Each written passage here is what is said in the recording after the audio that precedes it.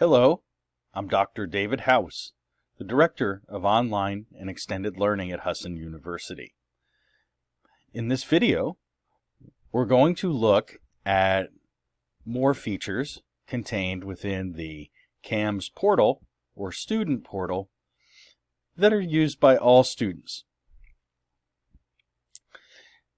In the last video, we examined the basics of the student portal and uploads and how you could upload your student ID photo, immunization information, and financial aid and other materials to student accounts. In this video, we'll look at the administrative services contained in the student portal. You'll notice that by looking on this left panel, there are a number of services that students can get or access. The first is tax information, so the 1098-T tax form you can obtain through here. You can also take a look at your course offering.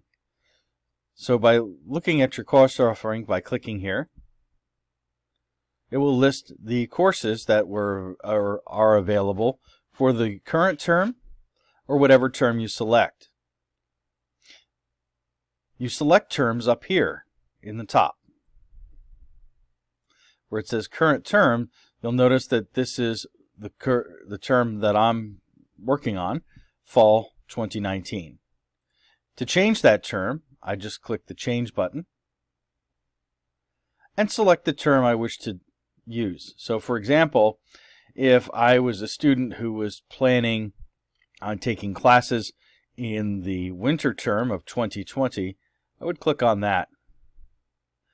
As you can see, at this time the course offerings are not yet ready, but I can check back at a later time. If I also go to change, and I can go back to my current semester, and then see the course offering for that term. If I click on the course title or name, what we'll also see is master course information. If there's any prerequisites required, any co-requisites required, and what I should learn in the class.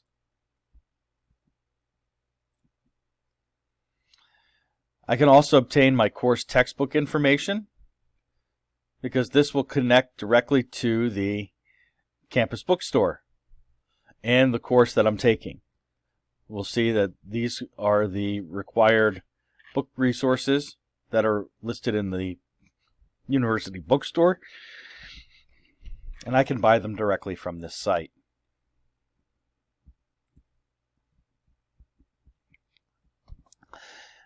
A FERPA authorization form.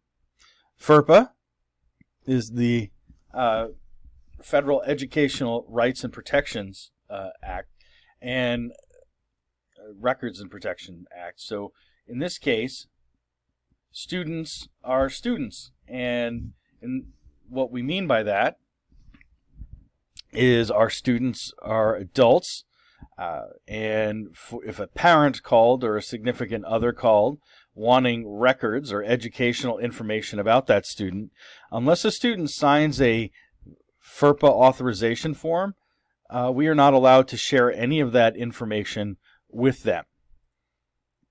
So I am not a student, so it won't FERPA for me. But by clicking on that, what it would do is give you the option to say if you have parents that would like to be able to see your grades and you want to allow that, or have your academic record discussed with them if they were to call. This is where you would approve that.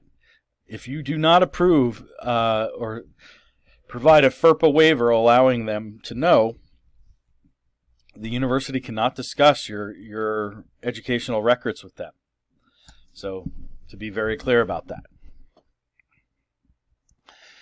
You can access your financial aid panel here. And from here, you can accept or decline your financial aid or any financial aid that's coming your way. And you would just simply click in the box and click Submit.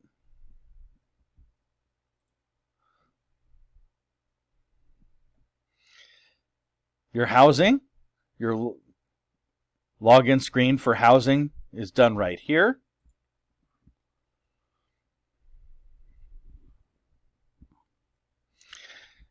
Immunizations.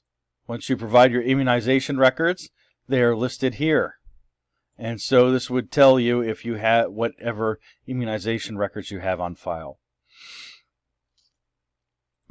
You can also find your schedule here.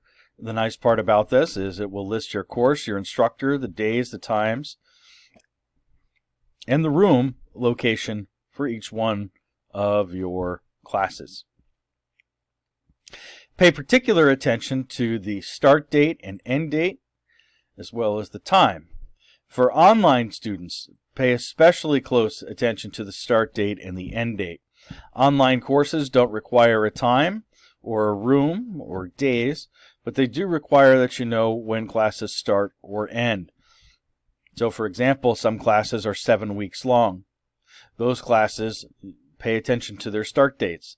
Some may start in September, some may start in October, some may start in January, some may start in March, some may start in May, some may start in July. So it just depends. You can access your bill by coming here, and it will show you your charges, debits, credits, balance, and link you to methods of payment. You can identify how you want if you have a refund available, how refunds can be handled. You also will register for classes here. Once this opens, and we have a video on a following video on how to use the registration option here. You can also check on your grades here. These are your official grades of record. So let's say I want to see my final grades. There we go. We'll see that my grades haven't been assigned yet.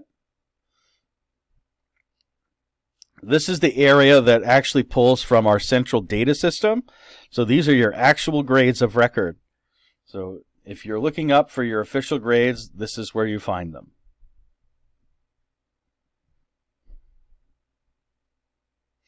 You can also petition to graduate here. It will tell you the due dates for petitioning to graduate for the different semesters. You would select your major and click Start Petition. You can also find your transcript, your current transcript, all in here. Now, importantly, let's say you wanted to take a look at your schedule or your letter grades. Another way of looking at your grades for a particular term, you could change the term and go back to say what was my 2018 fall grades. And you'll see that I didn't take classes at that time. I can go back to earlier semesters from when I took classes and find my grades there as well. If you need bigger print, for example, you can actually click on one of the text buttons here to get bigger print or smaller print. You can also change the color scheme if this is not visually appealing for you. I tend to like the blue. But in a nutshell, this is the student portal system. It's an important access point for all online students and all face-to-face students. You can take care of a great deal of your university business. It's important to check this regularly. But once you have this tool at your disposal, you'll be a more informed student, and you'll be much more easily navigate your time as a Husson student.